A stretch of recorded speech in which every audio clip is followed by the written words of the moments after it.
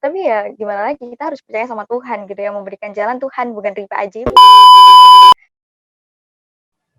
Oke, balik lagi di podcast Mahasiswa ID. Kali ini kita nggak sendirian, dibarengi oleh Mbak Meriana, yaitu adalah salah satu mahasiswa jalur undangan yang bisa memberikan tips dan trik, tapi jangan lupa untuk melihat keseruannya karena cerita ini pasti sangat-sangat menarik dan bisa menginspirasi kalian. Dipandu oleh host saya sebagai Suginta Wijaya dan teman saya Indavis Kurniawati yang akan memandu akan acara podcast kali ini. ya. Tunggu keseruannya. Jangan lupa like, komen, dan subscribe. Oke, balik lagi di podcast Mahasiswa ID. Kali ini kami kedatangan, dan kebetulan sekali Mbak ini bisa masuk melalui jalur undangan. Mau tahu kelanjutannya, langsung aja lihat keseruannya. Oke, kalau boleh tahu Mbaknya ini dari mana ya Mbak asalnya? Aku Meriana Dijayanti, dari Ilmu Komunikasi UNER angkatan 2019, alumni, pakai alumni kan ya, alumni SMA Negeri 1 Kobomas Gresik.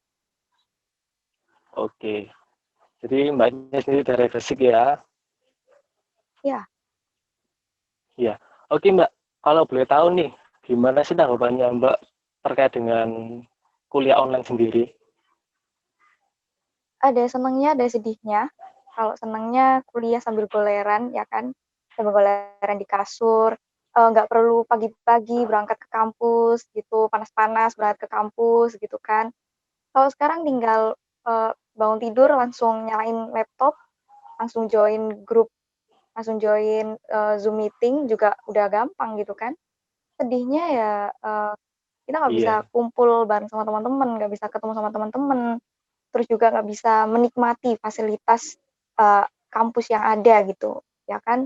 Eman-eman gitu, bayar mahal-mahal, ya kan, cuman dapat PPT, cuman dapat sapaan dari dosen, kita nggak bisa menikmati yang lain-lainnya dari kampus gitu. Sedihnya itu. Ya sangat disayangkan memang ya Pak, tapi ya mau gimana lagi, jadi memang semua terkena kendala semua, jadi kadang tergantung apa ya, kita harus mau menyikapinya sih lebih tepatnya ya Mbak, mau mentoleransi ya memang keadaannya seperti ini, jadi kita harus mau apa namanya, mau menerima, lebih tepatnya seperti itu ya. Iya, menerima apa yang ada udah. Menerima apa yang ada. Oke. Terus kalau boleh tahu ini Mbak, gimana sih Mbak dulu Mbaknya bisa apa ya, rasanya dulu Mbaknya waktu bisa terima di jalur undangan itu gimana sih? Rasanya nggak perlu ditanya ya kan, pasti senang keterima SNM gitu kan. Kayak beban hidup itu berkurang gitu. Udah nggak mikir lagi tes apa gitu kan, nggak perlu lagi belajar lagi, udah dapat kampus, nggak perlu tes, senang pastinya. Iya, iya. Iya sih Mbak, kayak ada kesenangan tersendiri ya Mbak ya, kayak apa ya, sebuah pencapaian yang tidak ternilai harganya, mungkin bisa bilang gitu ya Mbak. Iya, kebahagiaan yang nggak ternilai harganya gitu. Iya. Kalau boleh tahu ini Mbak, senam PTN versi Mbak itu seperti apa sih? SNMPTN itu kan seleksi nasional masuk perguruan tinggi ya kan. Biasa itu kita kenal dengan jalur undangan. Udah cara penyeleksiannya juga melalui nilai-nilai rapot dari semester 1 sampai semester 5 ya kan. Kalau menurut aku, dari aku sendiri itu SNMPTN kayak kita menanam sebuah tanaman, misalnya bunga gitu kan, yang kita tanam udah mulai dari kecil, yang kita rawat dengan telaten, dengan baik gitu kan, yang akhirnya pada suatu saat kita bisa gitu memetik bunga itu tadi ya kan. Kalau kita merawat dia dengan baik, otomatis nanti dia tumbuhnya juga akan baik, yang kita petik juga akan baik. Nah itu juga kayak SNMPTN gitu. Kita udah dari awal, udah dari semester 1 berusaha untuk mencapai nilai yang baik gitu kan, stabil, menstabilkan nilai, kalau bisa naik juga alhamdulillah gitu. Yang akhirnya pas waktu udah semester 5, waktunya SNPTN, ya akhirnya kita mendapatkan SNPTN itu karena usaha kita dari awal itu tadi gitu. Iya, jadi memang apa ya, apa yang kita tabur itu yang kita tuai itu yang pertama gitu ya Pak. Terus Ya.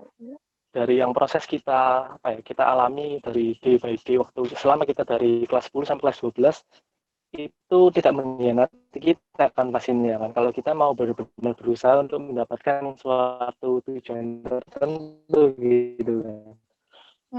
Benar. Oh iya, kalau boleh suruh milih nih Mbak milih mana? Jalur undangan, jalur SBM, atau jalur mandiri? Ya Karena paling kan gini, ada yang orang suka tantangan misal. Jadi, aku pengen jalur SBM. Aku soalnya suka ditantang dan sebagainya. semua orang pasti milihnya yang mudah gitu kan. Ada yang mudah kenapa milih yang susah? Ya aku paling memilih SNM lah pasti. Karena mudah, meskipun Iya, tetap prosesnya di agak jalur lama undangan ya. gitu. Oke. Iya, oke. Kalau boleh tahu ya Mbak, ini dulu keketatannya masuk di jalur undangan waktu tahun 2019 itu gimana sih Mbak? Boleh mungkin diceritakan sedikit. Keketatannya SNMPTN waktu itu berawal dari ini sih, kayak peringkat paralel ya kan. Jadi setiap sekolahan itu kan diambil tergantung dengan akreditasi SMA-nya. Misalnya SMA-nya akreditasinya A itu diambil 40% kalau nggak salah ya kan, yang lolos SNM. Yang akreditasi B 30 kalau nggak 25% gitu. Dan seterusnya, semakin kecil akreditasi, semakin sedikit juga yang lolos SNM gitu. Waktu itu misalnya gini, kalau dari seluruh siswanya itu ada 300, berarti ada berapa orang itu yang diambil 40% ya kan? Dan itu keketatannya yang seperti itu. Terus juga dari pemilihan jurusan gitu. Karena aku kan milih ilmu komunikasi, sebenarnya agak bingung juga kan milih komunikasi yang keketatannya juga lumayan ketat. Dia salah satu jurusan soshum yang keketatannya paling ketat gitu. Maksudnya yang diambil ya cuma sedikit dan yang minat juga banyak gitu. Jadi pinter-pinternya kita untuk mencari strategi dan mencari mana sih jurusan yang bisa kita kita dapatkan gitu, biar kita lolos gitu di situ. Gitu. Iya, Kunci SNM adalah strategi aja, milih-milih jurusan. iya, oke. Jadi memang memang kalau bilang ketat ya semua ketat, terus apalagi dengan jurusan yang Mbak pilih sendiri juga ketat, tapi cara menyiasatinya itu dengan strategi yang bagus gitu ya Mbak ya. Benar-benar. Iya. Oh iya ini Mbak, kalau biasanya kan kita sering muncul stigma tuh kalau anak-anak jalur undangan itu kan biasanya wah ini pasti anak ambis nih. Gimana kalau menurut Mbak sendiri dengan pernyataan tersebut? Anak-anak ambis. Sebenarnya nggak hanya anak SNM sih. Kalau di kelasku nggak hanya anak SNM, anak SBM pun, mandiri pun juga ambis gitu. Tergantung dari Oh diri kita gitu. sendiri sih. Tergantung dari diri kita sendiri gitu. Kita mau fokus kuliah nggak gitu. Kita kuliah ini buat apa sih gitu kan. Kalau memang anak-anak SNM yang cenderung anak-anak pintar, enggak juga sih. Anak SNM itu nggak harus anak pintar, anak yang beruntung, anak-anak yang hoki itu bisa SNM. Yakin deh. Yang penting doa. Nggak harus anak-anak SNM. Beneran yang habis nggak Nah, harus anak SNM. mantul. Berarti nggak setuju ya Pak dengan sebuah stigma ini ya? Karena kan sering tuh kadang kita dengarkan, oh anak SNMPTN itu mesti ambil dan sebagainya gitu-gitu. Iya sih, aku nggak percaya. Aku kalau percaya gini sih, anak mandiri tuh banyak anak-anak kaya. Nah itu baru percaya. Itu baru percaya.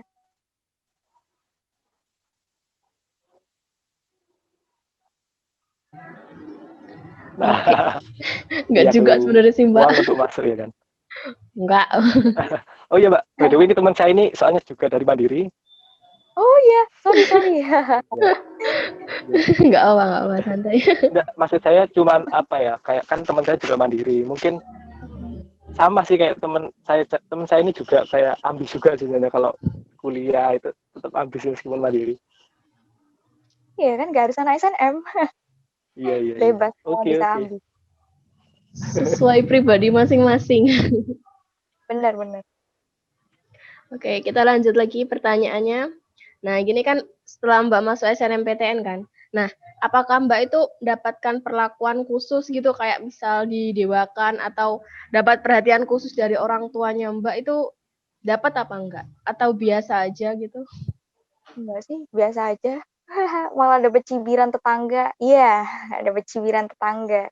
Loh, Jadi di tetangga itu kan lah kok banyak bisa di dapet cibiran seangkatan. itu gimana, Mbak? Iya, jadi di tetangga itu banyak seangkatan sama aku gitu. Jadi otomatis kan para orang tua gitu kan kayak anaknya masuk mana gitu, anaknya keterima SNM enggak gitu kan. Terus pas waktu aku itu terima SNM waktu itu Ilkom, terus si ibunya itu bilang gini, ya iya kan Ilkom kan gampang, anakku kan milih kedokteran jadinya banyak saingan gitu. Kalau Ilkom kan yang minat cuma dikit gitu. Padahal juga nggak tahu dia ya sebenarnya gimana. Ya udah biarin aja. Jadi orang tua ini saling apa ya, saling membandingkan anak satu dengan anak yang Iya, lainnya gitu ya, Mbak. iya benar-benar. Padahal loh, kan Ilkom kan termasuk ini kan jurusan favorit di sosumnya UNER. Bener nggak sih, Mbak? Kan bener kan? Iya benar-benar dia yang paling Nah, ketat di antara yang lain. nah iya. Berarti memang ibunya tetangganya Mbak mungkin itu memang kurang adil mungkin ya. Makanya Iya, dia yang lainnya membandingkan. kan dokter. Iya, Namanya juga tetangga, Mas Ki. iya, mulut tetangga. Benar. Terus kita lanjut pertanyaan selanjutnya. Ada ritual khusus nggak Mbak? Jadi apa pas mau penantian pengumuman SNMPTN gitu, ada nggak Mbak? Kayak misal Iya, apa namanya perbanyak doa atau gimana gitu? iya biasanya kan kalau apa teman saya ini, Mbak, kalau di daerah saya itu kan langsung anak-anak tuh banyak yang puasa, banyak yang sedekah, terus banyak yang salat tahajudnya itu dibanyakin dan sebagainya gitu. Kalau menurut Mbak sendiri gimana? Iya sih. Iya kayak gitu. Yang paling penting adalah ridho orang tua gitu. Nah, Banyak-banyakin memohon restu sama orang tua gitu kan. Restuin aku gitu, masuk jurusan ini ya ma, apa gitu. Otomatis kalau orang tua ridho, insya Allah Allah juga akan ridho gitu kan. Pokoknya banyak-banyakin senengin orang tua itu yang kuncinya yang pertama. Yang kedua adalah berdoa. Pasti kan berdoa itu pasti. Gimana pun kita hidup di dunia juga semuanya diatur sama yang di atas gitu kan. Meskipun kita udah usaha mati-matian kalau Allah, Tuhan dan kepercayaan kita memiliki memiliki sesuatu buat kita, itu ya gimana lagi? Kita mau gimana lagi? Masa kita mau menolak? Kan nggak mungkin kan? iya, Gitu. seru. Bener juga sih Mbak kayak gitu. Terus kita lanjut pertanyaan selanjutnya ya. Nah, setelah mendapatkan apa pengumuman kalau Mbaknya lo keterima di jalur SNMPTN, nah itu Mbaknya pernah nggak sih ngerasa, ih kok aku apa ya, kok aku dapet ya kayak gitu, kayak merasa nggak pantas gitu loh buat nerima SNMPTN itu, atau pantas-pantas saja soalnya kerja kerasnya Mbak itu kayak udah ekstra banget kayak gitu, gimana Mbak? Kalau dari sendiri pantas-pantas aja ya kan, melihat usaha dan kerja keras yang udah mulai awal dari kelas 10 aku bangun, mindsetku dari awal masuk SMA itu, ayo SNM SNM SNM gitu. Biar nggak makin terbebani gitu loh, pikiran kita gitu. Ya udah kalau kita nggak mau terbebani di akhir, kalau kita mau memetik sesuatu yang bahagia di akhir, ayo kita usaha dari awal gitu. Usaha mulai dari sekarang gitu, nggak usah nanti-nanti. Nggak usah, ah kan masih lama kelas 12. Kelas 12 juga masih 2 tahun lagi gitu. Ya udah mulai sekarang kita harus usaha keras gitu, kita harus usaha yang bener-bener usaha banget gitu kan, nggak hanya aku udah usaha kayak gini nih gitu. Usahamu seberapa gitu, masa segitu-segitu aja gitu. Harus mulai dari kelas 10 gitu kan, belajar dan berdoa gitu pastinya. Dan di akhir nanti juga kita pasti bakalan memetik kebahagiaan itu gitu. Salah satunya lolos SNM. Gitu.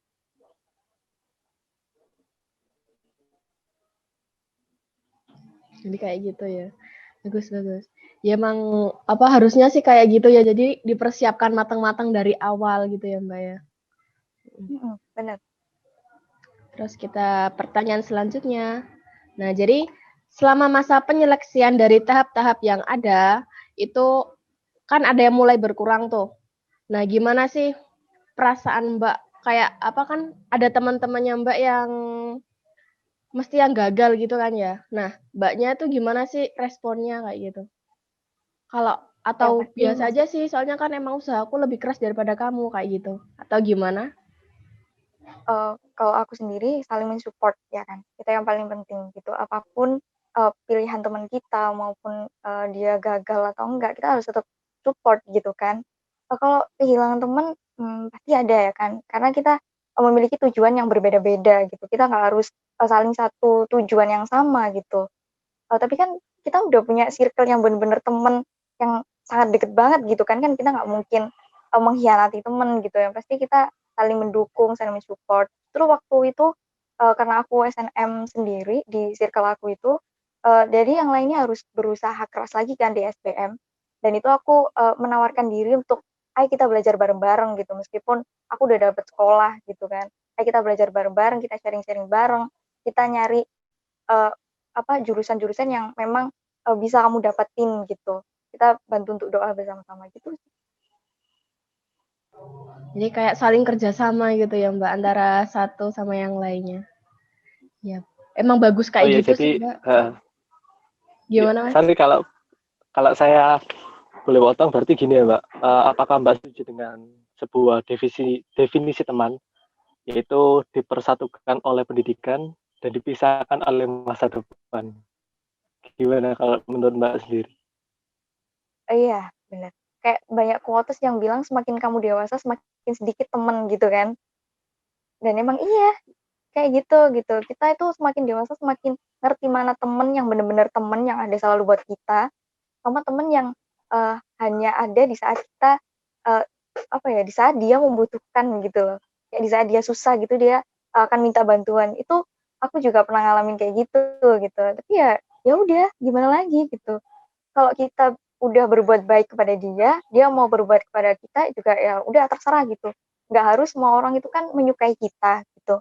Kita juga nggak punya hak untuk, Benar-benar. dia suka sama kita gitu, kita nggak punya hak kayak gitu. Yang penting adalah kita udah, bersikap baik sama dia gitu, kita udah, berperilaku yang baik, ketika dia minta tolong ya kita bantu selagi kita bisa gitu. Mantap.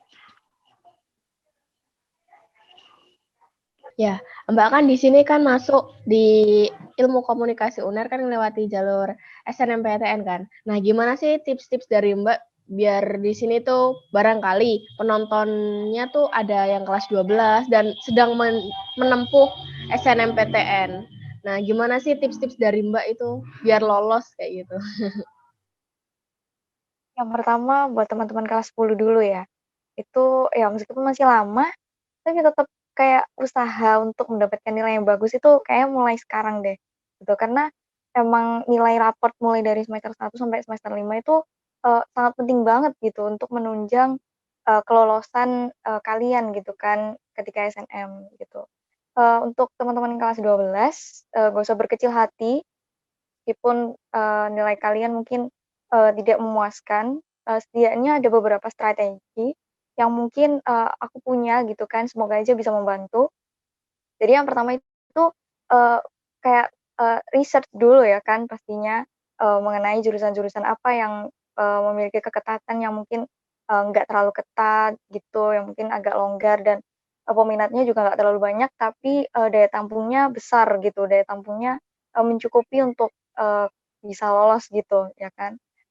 Terus juga, eee, kalau bisa memilih jurusan yang pertama dan kedua itu dalam satu univ dan, jurusan yang dipilih juga berbeda dari teman-teman kalian, karena itu kalau misalnya, nilai kalian yang lebih tinggi, itu oke gitu kan, kalian, memiliki peluang gitu. Beda lagi kalau kalian, jurusannya sama, tapi nilai kalian ada di bawah teman kalian itu gitu, pasti, peluang untuk lolosnya itu sangat, sedikit banget gitu. Terus juga, apa ya, kayak, biasanya tuh, eee, peringkat paralel 20 sih, 20 besar itu biasanya, peluangnya juga lumayan besar gitu. Tapi untuk yang, di bawah 20, peringkat 20 ya banyakin untuk memilih jurusan yang, nggak seberapa ketat gitu. Kayak misalnya ilmu sejarah atau antropologi. Antropologi masih ketat sih kalau di UNER. Kalau ilmu sejarah gitu mungkin, nggak seberapa gitu, gitu kalau dari aku. Terus juga yang paling penting adalah berdoa. banyak-banyak berdoa gitu. Kalau masalah jurusan, pemilihan jurusan, ya kalau kalian muslim, sholat istikharah dulu, banyak-banyakin sholat, malam juga, pasti nanti ada di hati kalian itu kayak mantep banget nih milih jurusan ini, kayaknya bisa lolos di jurusan ini insya Allah gitu, gitu. Iya, jadi yang penting kuatkan doa gitu ya, Mbak. Oh ya, aku juga sedikit cerita juga. Kalau sebenarnya temanku sendiri waktu dulu aku SMA itu kan dia selalu peringkat 1 sama 2 terus gitu loh setiap 3 tahun. Nah itu juga dia nggak nggak lolos SNMPTN juga. Jadi kayak nggak tapi juga apa namanya pemilihan jurusan itu juga harus rasional gitu loh Mbak sama nilai-nilainya. Betul gitu nggak sih Mbak? Iya benar. Jadi, ada passing grade ya kan, acuan nilai. Sebenarnya tuh passing grade dari masing-masing kampus nggak pernah merilis secara resmi gitu kan, tapi patokannya adalah nilai dari kakak kelas kalian dulu gitu. Misalnya nih, ambil jurusan kedokteran, tahun kemarin ada nggak ya yang ambil jurusan ini gitu, kalau misalnya ada, berapa sih nilainya gitu yang kakak kelas dulu, bisa lolos gitu. Kalau misalnya, oh kayaknya dikit-dikit agak mirip nih, ya apa ambil aja. Kalau misalnya wah, jaraknya agak jauh, jaraknya aku terlalu ke bawah gitu, nilaiku terlalu bawah gitu. Kayaknya ya mungkin, mengambil jurusan yang agak-agak rendah keketatannya gitu dan, yang sedikit peminatnya kok bisa gitu sih. Iya, iya. Oke, oke. Berarti gitu tipsnya teman-teman bagi kalian yang sedang menjalani tahap SNMPTN dibaca disimak lagi tips-tips dari Mbak Meriana. Oke, sekarang kita ke selanjutnya ya, yaitu motivasi. Nah, Mbaknya itu gimana sih motivasi atau wejangan buat adik-adik yang sedang menjalani tahap SNMPTN itu? Sebenarnya aku bukan orang yang pintar memotivasi ya kan, memotivasi diri aja nggak bisa, apalagi memotivasi diri orang. Waduh, merendah Intinya ini. mhm, intinya adalah berdoa dan usaha, meskipun hal itu tuh, klasik gitu kan, udah kayak biasa didengar gitu, usaha dan doa tuh biasa didengar, tapi ya mau gimana lagi, itu adalah salah satu cara untuk membuat semua itu menjadi kenyataan gitu kan. Semua di dunia ini juga, udah ada yang ngatur gitu, ketika kita udah berusaha dengan maksimal, tapi ketika Tuhan udah mempersiapkan hal lain yang lebih indah, ya mau gimana lagi gitu. Jangan takut untuk gagal gitu, apa aja coba aja gitu kan. Percaya dan terus percaya bahwa, semua itu bakal indah gitu pada waktunya gitu, meskipun, Tuhan itu memberikan, cara-cara memberikan jalan yang berbeda dari orang lain gitu. Kalau orang lain, wah lolos SNM gitu udah biasa, lolos SBM udah biasa gitu kan, gitu.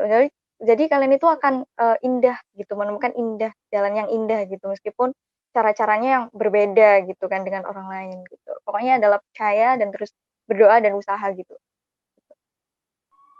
Wih,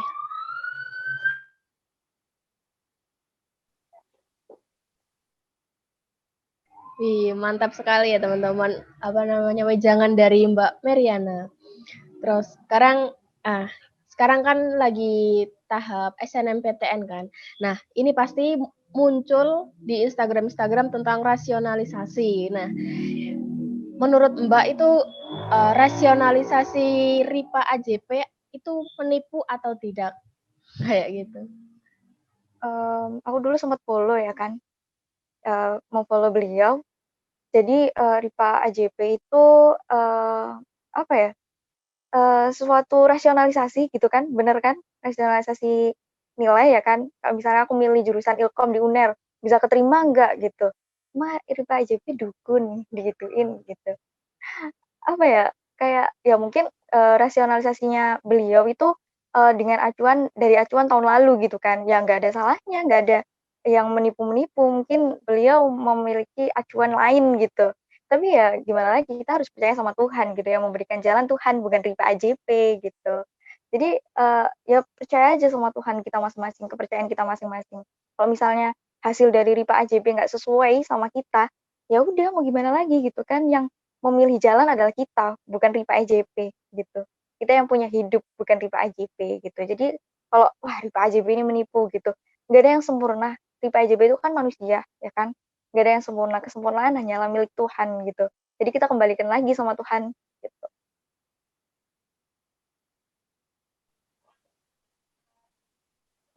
Ya oke, obrolan kali ini cukup menarik teman-teman.